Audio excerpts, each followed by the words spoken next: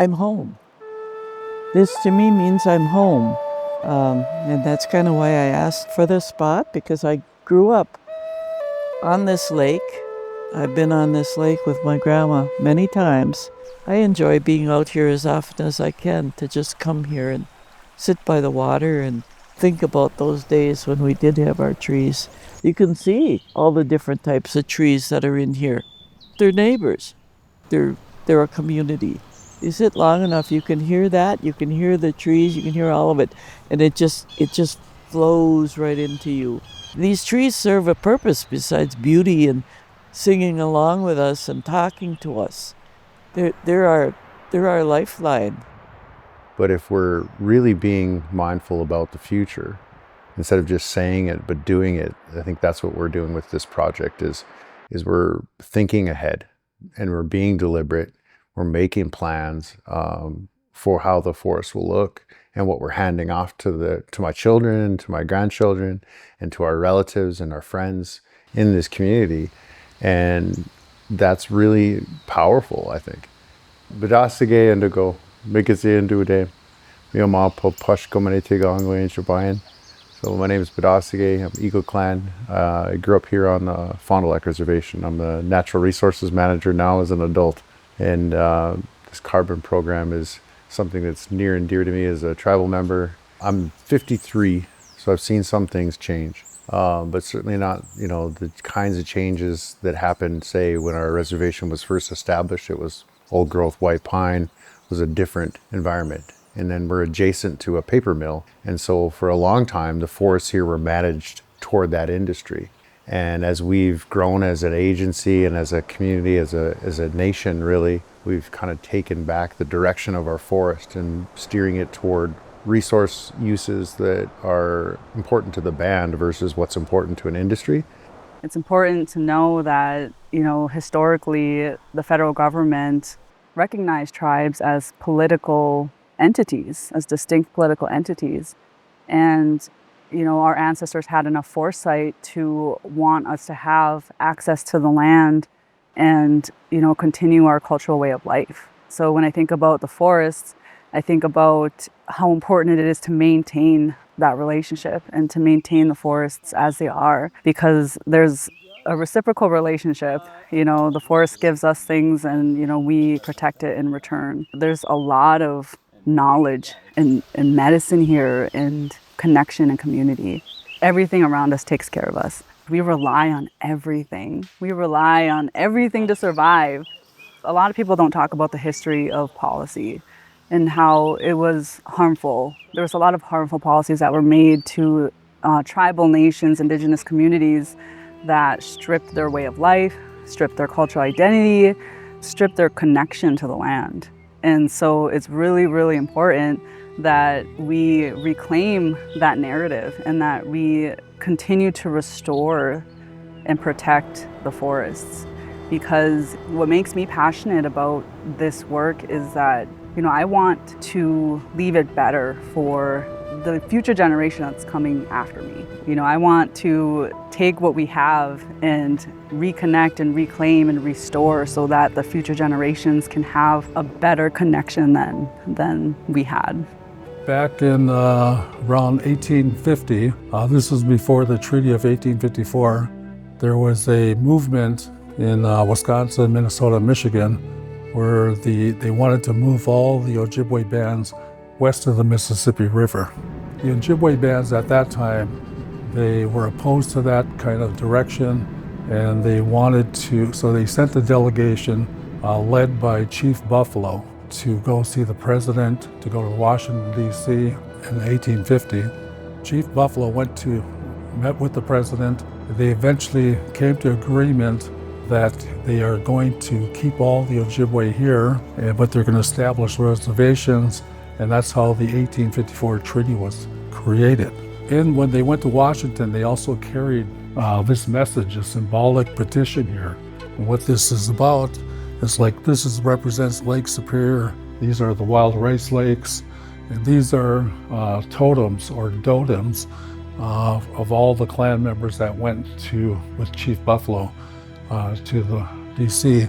And what it's talking about is their heart and mine are all on the same page, and the message gets carried over here to the president and comes out here. And it's regarded that they're opposed to being relocated west of the Mississippi. So it's always important to keep and reflect back on the past, including this Indian removal policy that was once started back in 1850. So we use that to help teach us in the future, for future youth.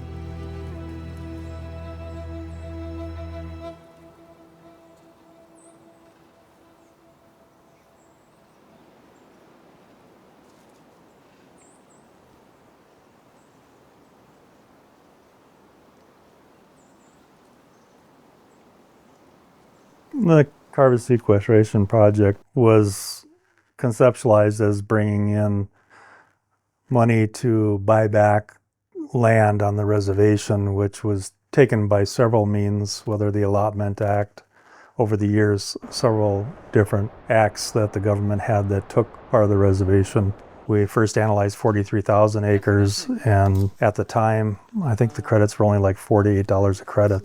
That was like 7 years ago. So we decided to go with a smaller project, 8,000, I think it was 8,600 acres at the time, but then it was honed down because of the amount of water. So there were lakes and rivers in that. So it came down to the 8,000 acre project, and that seemed feasible for everybody here between the council and our staff as a project. So with that money, we were able to buy back land, fund a biomass district heating system. We're at 81% carbon reduction right now and 50% fossil fuel reduction. So it helps in our mission to lower our emissions. The trees sequester the carbon, which reduces the amount of pollution that's going into the food chain. I think if people learned from how the piece of land functions, by sitting on the land, there would be less destruction of the resources and more preservation, because we cannot survive without it, without clean water, without clean air. We are connected to the land, and if we are not, we will not survive. When I think about the forest, there's so many things that the forest gives us. I think that we should reclaim this way of life. And I keep saying that because there has been so much lost over time. And it really impacted our tribal nation. It really impacted the community over time, and it still lives on. And so when we do projects like this that protect our resources, and that's the main focus, it's also protecting our community too. What a healthy environment means to me is our lakes, our creeks are not dirty, our fish can live happily, and our medicines can grow. Vuju ginawa awasasi and dudem, negachu nung indujava, Miss Fond du Lac and Dow. Nijuena mag and dinaway mag and nagwain jini mikagayan, azagi tuna jabwemwin nagi shatawin, credence indigenous cause, memgwesi koi dash nago jabwemwin. Hello, my name is Credence Diver, my Ojibwe name is memgwesi koi. I love my language and culture. I love my family and relatives, so I dance for them. I'm 13 years old. I'm Miss Fond du Lac, and yeah, I feel like most people don't get the opportunities to be involved with their culture, and I hold that really close to my heart because I am very, very lucky to be able to access my language, my culture, the forestries, my tribal ID, going fishing, hunting, ricing on all tribal lakes. And it makes me feel very, very lucky, and I'm very glad that I have those opportunities.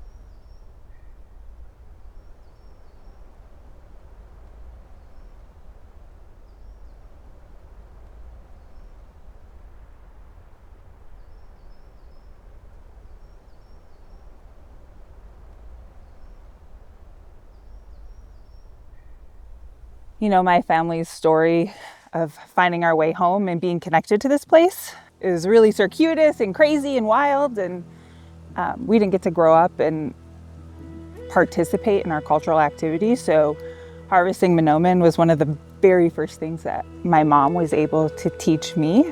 Being able to get out onto our lakes and participate in this cultural activity with my mother and my family has been a journey of reclamation, of like self-sufficiency, of just like overall pure joy. I've never seen my mom so happy doing anything else in this life.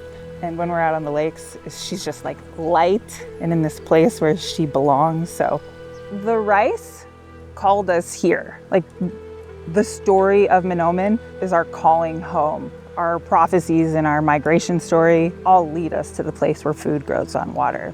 The ecosystem of the lakes is foundational to like who we are as Anishinaabe people. You know, it's really beautiful to think about the fact that all these years have passed and we're still using the same tools that our ancestors were using, like the same forked pole, the same cedar knocking sticks, the same type of canoe. The process of harvesting Manoomin is super labor intensive. The person that I usually go ricing with pulls from the front of the canoe, so they're standing in the front of the canoe. They have a really tall pole made out of a tree, and then it's forked at the bottom so that you don't tear up the rice when you're out there. I think our pole is like 1.5 times the length of our canoe. It's very long.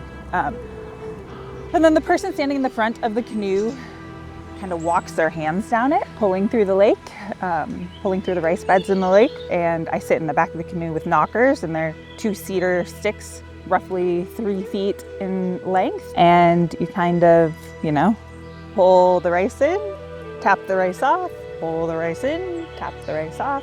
It is like a source of pride, you know, when you have a big, heavy canoe full of rice, but it is so labor intensive. So we would go out and harvest, pull it up on shore, put it into a bag, and we would take it to wherever we're gonna parch it. And then we would lay out those bags of rice onto a tarp and just kind of let it like air dry, where we get the wood chopped for the fire, get the kettle all set up, and get everything to like dry it out. So then we would take the rice from the tarp, and then we would place that wet rice, because it's still pretty wet from being alive, you know, being alive on our rice plant. So then you take it, and you know, I asked my auntie, you know, I was like, I don't know how much to put in here. And it was kind of just like a hefty, you know, you'd like go in and get a hefty scoop, toss it in the kettle, and then you use a paddle and you stir it, and you stir it, and you stir it. And you're trying to dry the water out of it so that we can preserve it.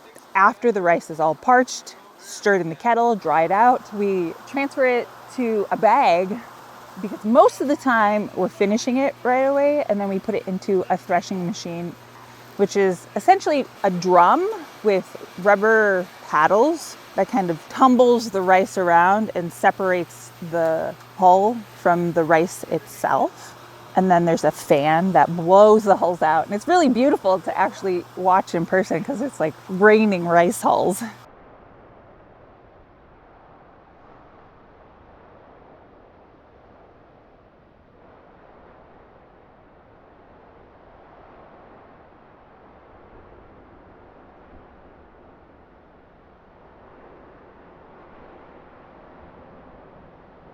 So the language is tied into the practice of ricing. So when the people that taught me, they were taught from older generations, and for them to involve the language is so you can see the action, do the action, and hear the action. Credence Manoomin Keana, I was doing it, and they were telling me, so it made me understand more. And if you see it, do it, and hear it, you see the rice, you hear it off the knockers, and then you also hear your teachers saying it. It also helps with learning Ojibwe.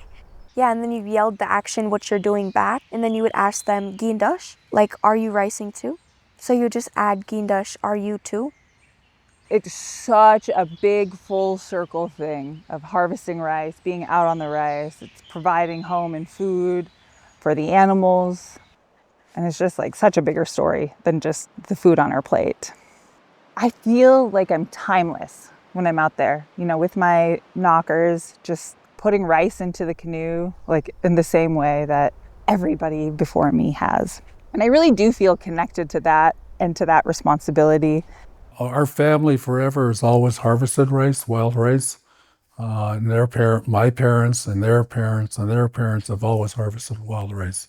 To be an Anishinaabe, it's not a privilege, it's a responsibility. And part of that responsibility is the Anishinaabe is taking care of the land and protecting the land and making sure to respect and take care of the land, as we are the last ones in our creation story to be put here on this earth. It's not a small thing to take on, and I take it really seriously. It's an honor to get to do this, and it's a big responsibility. And so for a little kid that grew up a couple miles from here to be able to do this in my community is really meaningful to me. And so I love what we get to do for our people.